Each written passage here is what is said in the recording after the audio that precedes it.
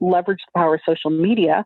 It's easy to come up with a hashtag for your organization or for the event itself, maybe both. And they can sit out in the audience. They're going to be snapping dozens of photos and videos anyway. Have them upload them to their favorite social network, to Twitter, to Facebook, to Snapchat. And then that way, that gives the event a little more lead time. It's not just, once the notes have faded away, that hashtag is going to stick around a little while longer. You are listening to the Music Ed Mentor podcast, where we teach music educators how to build, manage, and grow thriving school music programs and have long and happy careers. Let's do this thing. Welcome to the Music Ed Mentor podcast. I am your host, Elisa Jones. You can follow my music education blog at professionalmusiceducator.com, and I invite you to join us in the online Facebook group, Music Educators Off the Podium, to connect with other school music teachers and find tips and tricks to make your life easier as a music teacher. Which, if you haven't been following the Smart Music blog yet or haven't subscribed, you are totally missing out on some of the best information on the web for music educators like you. You don't know what you don't know until you realize you didn't know it.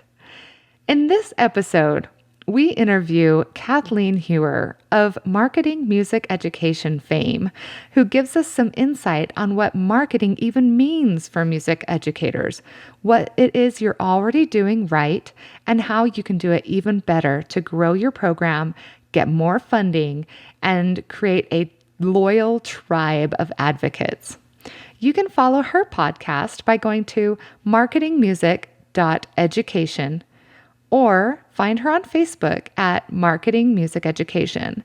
And of course, the Marketing Music Education podcast can be found on iTunes. But first, let me share a little bit about this episode's sponsor, Smart Music. If you haven't started your free teacher account yet, why wait? Take this time in the summer, if you've got a little time off, and give it a try. Check it out for yourself and see how Smart Music can help guide your students' at-home practice and make assessments easier for you too. So with that, let's jump into my interview with Kathleen. So why don't you start by introducing yourself to our listeners? Absolutely. My name is Kathleen Heuer, and I have a podcast and a blog called Marketing Music Education. I was one of those band kids from fifth grade all the way through college. And when I graduated with a degree in marketing, I was sad to leave the band world. But fortunately, I didn't have to because I started working with various music education organizations. So I've been doing that for a number of years. And I'm a freelancer right now and have worked with a number of music ed organizations doing their marketing. How much of what music teachers really do is what we would call in the corporate world, quote unquote, marketing? Boy, it seems like really almost any part of the music education process can be kind of co-opted for marketing uses. So really, if you think about it, any performance you do, you're essentially marketing your program to everybody that's sitting out there in those seats, anybody that's listening to your kids play. So yeah, when you go out and you're recruiting, when you do nearly anything that you do, when you're interacting with prospective students, when you're interacting with their parents or with the school board and administration, that's an opportunity to get your message across. Right. Or fundraising. And I think advocacy is like a huge marketing piece. Absolutely. And I think, sometimes that gets outsourced to parents, and that's great. But if it doesn't, and I do recommend that because Lord knows we all only have so much bandwidth, and anything that you can outsource to parents or volunteers or even students is going to help out a lot. But yeah, definitely when you're fundraising and you're communicating with the people that are buying from you, and you're letting them know about the value of your program and letting them know why music education is important and why they should support it. both with their fundraising dollars and, in the voting booth next time there's a school board election. Yeah, I think parents and business owners and members of the community advocating for your program is so much more valuable than just being a music teacher saying, please save my program. Oh, definitely, definitely. And I think, part of marketing is convincing all of those other people, all those other stakeholders to help jump in and do some of that messaging for you. Because, a lot of people will write it off and just say, oh, yeah, Mrs. Smith just wants to keep her job, and be cynical about it. But we all know that there's so much more value in music education than learning notes and fingerings. Yeah, I absolutely agree. So, for people who are maybe just starting a new job or they want to enhance their own marketing and look, what do you think are the main pieces that we as music teachers should have in place to really leverage what we can do? Well, first of all, take a look at what you're already doing, and I would say slowly start by building off of that. I know a lot of times it's tempting to want to just dive in and do everything, but realistically, that's not sustainable. So you can really use the things that you're already doing, your baseline that you've got going on, and just adding pieces to it. So, for instance, looking at recruitment. So maybe you already go into the beginner's classroom. In my district, kids start in they start strings in fourth grade. So you might go in and talk to the third graders and have them pick out, which instrument they want to try. But you can also add to that. Maybe you want to add on a parents' night where you do the instrument fittings basically with the parents there, and you have a chance to talk to the parents and let them know, what's going to be expected of them and what's expected of their student. But you can also sneak in some advocacy and let them know about, the power of your program. And you can make sure that you've got some older students and alumni who are around who will happily talk about how great your program is and what it has done for them. So, you don't necessarily have to do everything, but year by year, you can try things, you can figure out what works, you can leave behind what doesn't work, and you can just add things on as you have the capacity for it, or again, as you hand off that capacity to volunteers or students or parents. Right. Good. Do you think it's important to have a logo? It is, and I think I saw. I think it was Halftime Magazine had a really good article on it about band programs and music programs having and developing their own logos. I do know that my kids' band program, I think they just redid their logo maybe 4 or 5 years ago. So it was interesting to watch what they did, and it was tough because our program is long storied and historical, and so a lot of people were really nervous about changing things up. So they ended up co-opting the old logo. That's what they use now for the booster organization because everybody there still loved it. And then they developed a new logo for the band program in general. I know there's some debate over what the logo should cover. Sometimes it's just a marching band logo. I think more effective would be one logo for essentially the entire music department or the entire band, or however you want to sort it out. But I would recommend that you have something that's easily identifiable, something that will work both in multiple colors and one color. Because that way, anytime that you need to print it, say in one color, it'll still look as nice as if it were in full color. Right. Now, my MBA, my emphasis was in strategy and management.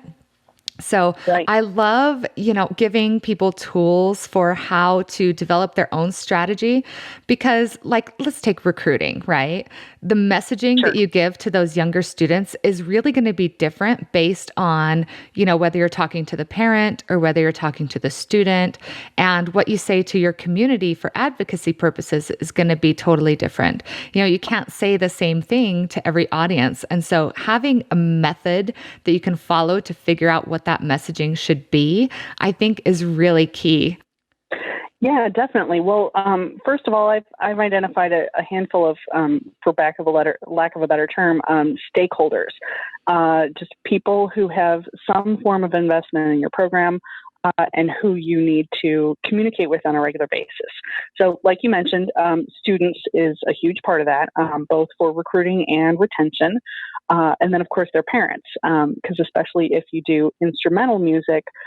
There's going to be more than likely a financial output from the parents in order to enable those kids to do that. In addition, there's of course, the time and the effort that it takes. Are you going to ask that those parents volunteer for your program? Are you going to, require them to drive your student to every rehearsal? Are you going to encourage them to pay for lessons? That sort of thing. So, and in addition to everything else, of course, there's opportunity cost, which means, that if their kid's doing band, there's other things that they're going to have to turn down. And that might be a sport for a student, or it might be maybe one of their siblings isn't going to be able to get their activity scheduled the way they'd like it scheduled. Mm-hmm. So you have to kind of think through all of these things. So we've got students, we've got parents, we've got, of course, your administration and guidance counselors, and they've got their own issues that deal with the music program, but ultimately you want to point out to them how what's happening in the music program makes them look good. Mm-hmm. So they're going to have their own issues there. And of course, you've got the school board. The school board, of course, is, I would imagine, largely going to be responsible for budgeting and figuring out how they're going to explain to their constituents why the school budget was spent the way it was spent. So you need to show them in financial terms why spending on music education is cost effective. And so you basically, if you just dial it back, it's really easy to kind of put yourself in the position of each of these people. And I recommend that you do this. It's a common marketing exercise when you're kind of thinking about who your target audience is. Right. So or your avatar. Absolutely. Yeah. Absolutely. So yes, just, stop and think like a typical student. What would a typical student want from a program like yours? Like, are they concerned with what it's going to look like on their transcript or on their college application? Are they more concerned about, Johnny and Susie are taking this class, so I want to take it too. And it's okay to have messaging for both of those kids, because you're going to get hopefully a wide selection of different kids. Mm-hmm. And yeah, same thing. So parents are going to want to know, okay, what's in, what's going to be required of me and my family, what's in it for my kid. And I think music education, we know that it's so powerful for kids, especially for those kids who commit to it for a number of years, all the way through high school for sure. And if you point out to them, every kid or every parent really wants to know that their kid is going to be successful. So if you just point out that, it will give your kid all these positive character traits, and it will make them a better person. It will help them to focus. It will help them with time management. And really, if you sell it as, look, put your kid in music and your kid will end up better than if they had not taken music that entire time. Right. So, yeah. And then just going on, to the administration and guidance counselors, I've heard a number of stories where just guidance counselors in particular, they'll, when it comes to scheduling, they'll tell the students that, scheduling music is impossible.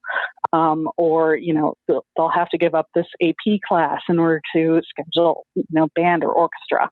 Yeah. And I think a lot of times, guidance counselors are kind of a pain, but, music directors might only think about them, once or twice a year when it comes to scheduling.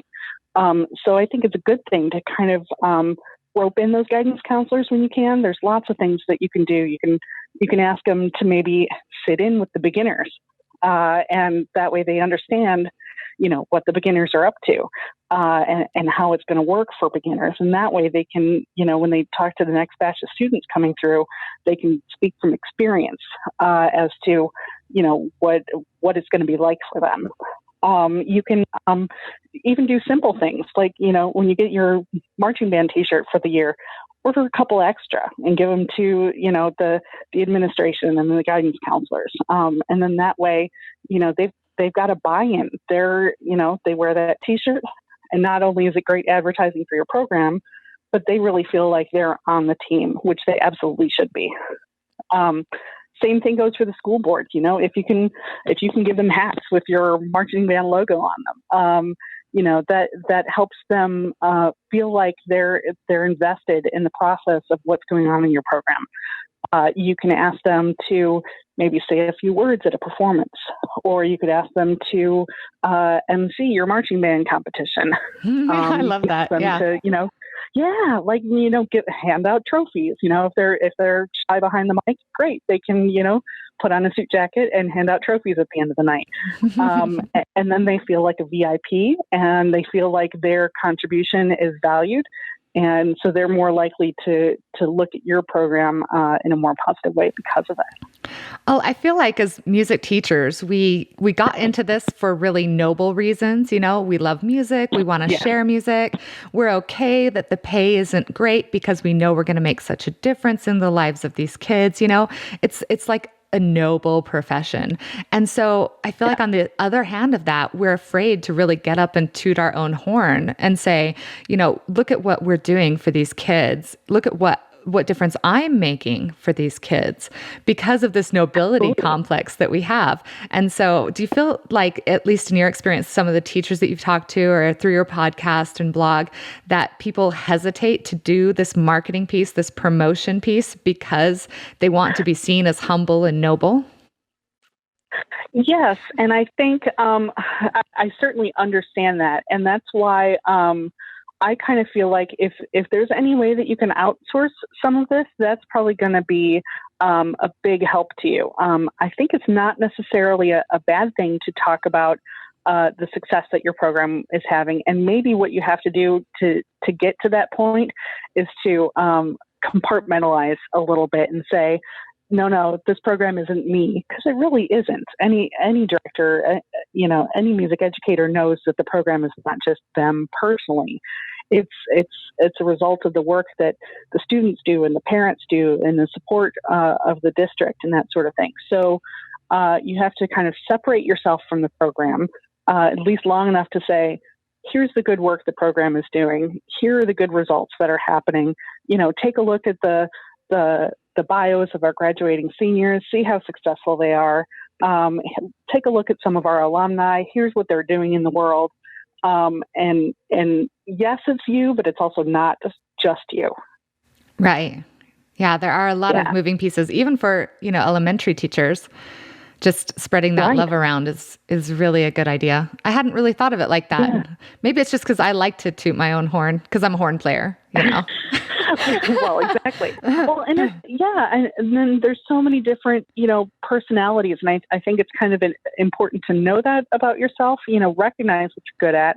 It's okay to be good at certain things, and it's okay to be not great at certain things. But, find a volunteer, find a parent, find a student who's better at the stuff that you're not great at. It's like, for instance, it's brilliant to be able to have YouTube videos showing what's going on in your program.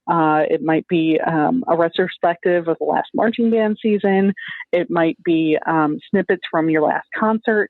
But if you're not great at taking video and editing video, then it's going to be a nightmare for you.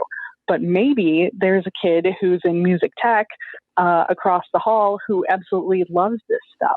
And, by letting them do it, you'd be doing them a favor and giving them, the experience they need to grow in something that they love to do. So, look for help wherever you can get it. It's okay to ask for help. And also, like we mentioned earlier, sometimes hearing these great things from people who aren't the band director, that's going to sell it, even more powerfully than hearing it from the director or the music educator themselves.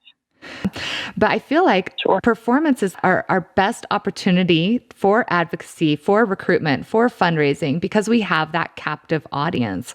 Do you have any kind of tips for how we can leverage our performances to market for our program?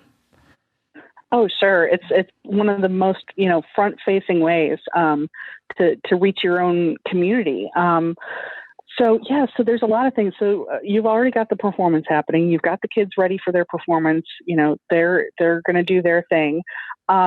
You've got all these people in the audience. Major component of those people likely is going to be parents.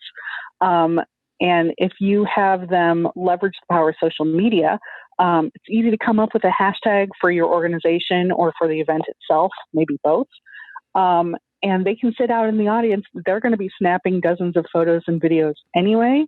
Have them upload them to their favorite social network, to Twitter, to Facebook, to Snapchat. And then that way, that gives the event a little more lead time. It's not just, once the notes have faded away, that hashtag is going to stick around a little while longer. And then one of the other things that you can do, and a number of organizations are doing this, and you may want to check the copyright laws when you do this, but of course, live streaming. And there's been a lot of discussion whether, taking video and posting video is often a big no-no, just depending on the music you're doing and the agreement with the copyright with the publisher. So you've got to kind of navigate this a little bit more carefully than some of the other things. But if you can live stream, I heard, I think a couple of years ago at Midwest Clinic, I sat in on a session where it seemed like, at least at the time, the publishers kind of agreed that live streaming basically counted as a live performance. And as long as a copy of it did not stay up on the internet somewhere, it would be kind of just folded in with those live performance rights. So let's talk about online marketing. You've talked about, some social media options and stuff like that. And online marketing, I feel like, is constantly changing. People do spend their entire career just teaching people online marketing. But let's say that I'm starting at a new school or there isn't any online marketing for my program. What are kind of the essential pieces that I should have in place? Well, it's going to depend a little bit on your own program, but generally speaking, I would say Facebook is definitely a need to have. Even if all the students aren't necessarily on Facebook, their parents are. Right. So it's great to use, a Facebook page for reminders, for letting people know about fundraisers, for about upcoming events and that sort of thing. So definitely I'd take a close look at Facebook for that. And then depending on the folks in your program, find out what they're already using. There might be, a dad out there who absolutely loves to tweet. And in the meantime, all the kids are on Snapchat or on Instagram. So find out what they're already using. And you can also, and I highly recommend this, co-op their content, their online content, for yourself. So, if Johnny and Susie, Instagram a photo of themselves at the most recent concert, absolutely repost that. Share that all over social media. It gives them a little bit of a boost, makes them feel great, and it's also making your program look great. So that's a great way to do that. In addition, you could also do things like, of course, an online email list. So you can make sure that you keep everybody involved. You can have multiple lists for multiple reasons. So, for instance, you might send out a weekly update to your band parents of your current students. However, alumni probably don't need to hear from you quite as often. So maybe that's a monthly update. Maybe the parents of your alumni might want to hear from you even less, but they might want to know, important things like fundraisers going on that they can participate in. So maybe that's every couple of months. Maybe you want to have something geared toward prospective students. So maybe the entire year before, they're due to join your program, maybe you want to have kind of just a little update about, hey, here's what's going on in our music program, this month. Here's what you can look forward to. Here's what you can expect. here's something you should be thinking about. Oh, and here's all these great advocacy tips and facts that you need to know. Awesome. So really, there's a lot of ways, and the beauty of it, of course, is that you can find a free way to do a lot of this stuff. And again, I encourage you to tap into the resources that your parents and students have, because they'd love to jump in with this too. Yeah, as business owners and entrepreneurs, it's like the email list is God, I feel like, not to be sacrilegious or anything, but if you have the size of your list matters the most. Almost people value your business based on the size of your email list. And I think as music teachers, we forget that we can truly leverage that same kind of concept like you just talked about. So going back to Facebook, do you think Facebook group versus Facebook page? Do you have any preference? It kind of depends on the way that your program wants to use it. I think there's definitely a use for both. I would say a Facebook page is great for outward-facing communication. So anything that you'd like the public to know about your program can definitely go on your Facebook page. And you should definitely encourage your students and your parents to share all of that content to their own pages, and that way more eyeballs will see it. A Facebook group is definitely useful for internal stuff. So if you've got an internal group for band parents, instead of posting, on the Facebook page, hey parents, don't forget the black socks and white T-shirts today. The public doesn't care about that, but your parents sure do. So yeah, you can go ahead and post that sort of thing. The more internal stuff, the day-to-day stuff, can all go into the group. And the nice part is that people can jump in with their own questions and other parents can answer. And, you don't have to be the one to keep things going in there 24/7. It's a group of people all coming together. And there's not really a top-down announcement sort of thing, although you can use it that way. But Facebook page is kind of a top-down, more announcing to the world, whereas a Facebook group is much more participatory. Nice. Yeah, I think that for a high school band program or a high school choir or orchestra, I think having both makes a lot of sense. For someone like me who, even though half the school takes my classes, I actually just piggyback onto my school's Facebook page. So when I want something posted, I just go to, because there's going to be way more followers to the school page. And so I just go to it's actually our vice principal that controls all of that content. So I'll send her videos of like my kids playing recorders or something, and they love to share that kind of stuff. So absolutely, it makes them look good. If it seems too hard to, exactly. So if your school, I feel like, is already pretty active in that, just piggyback on that because it's going to get more people involved as well. But I do love the idea of, those heavy organizations where you do have to remember all these bits and pieces having both. So fantastic. Yeah, definitely. So any final tips or tricks as we're I know most of us are heading into the summer, but we're probably already thinking about next school year. What are some things that we should have kind of on the top of our list? Well, definitely take some time to think about the best way for your program to speak to all these different stakeholders, to students, to parents, to your administration and counselors, to your school board, and to the community at large. So kind of figure out what you think they should be hearing from you and start to think about the most effective way for you or your program to communicate that to those people. One of the best ideas I've come across is a state of the music, basically a state of the music program report. So, in January, the president usually does the State of the Union address, and it just kind of encompasses everything. It's an update on how things are going. I think that's a really great idea to prepare something like that. You can use it to prepare for your band parents or music parents. But I especially recommend giving that presentation to the school board at a public school board meeting. So it's a great way to keep your program top of mind, hopefully before you get to any point where there's a funding issue.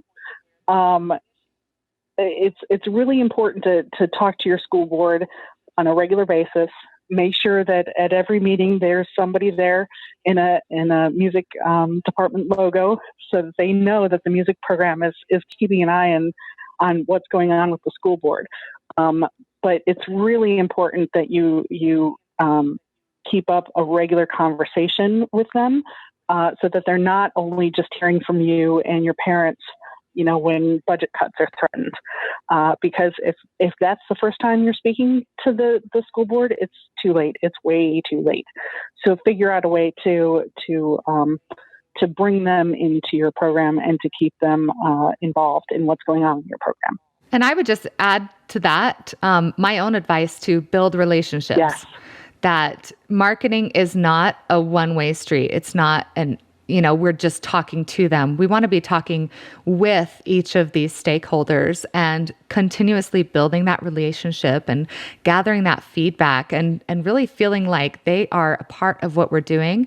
Even those who, maybe we might hear some derogatory statements from at some point, they're still stakeholders, and we can build that relationship, like you said, right from the start, so that when something does go down that we have to deal with that might have a negative connotation, we're already one step ahead. So Absolutely. Build the relationship. That's what marketing's all about. Absolutely. And it's so important. And again, you can, if you're an introvert and hate that idea, outsource it. I guarantee there's a parent out there who just, knows everybody and likes everybody and can talk to anybody. Get that person in and get them talking about your program, and your entire program will be the better for it. Well, Kathleen, thank you so much. This has been super enlightening, and I know this is great information for teachers of all ages and experience and program levels and sizes and everything. So thank you so much. Absolutely. Thanks for having me.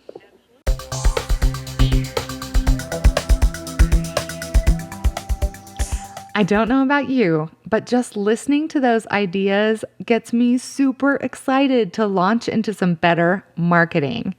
Hopefully you were able to glean a few wisdom nuggets as well. There are very few things you can do that are more important outside of the classroom than learning to successfully promote your program. It will make your job 1,000 times easier to have a loyal tribe of advocates on your side. Now, don't forget to check out the show notes, get your Smart Music account started, and remember to share this podcast with your music teaching friends. Subscribe, rate, and leave us a review. Until next time, keep teaching on.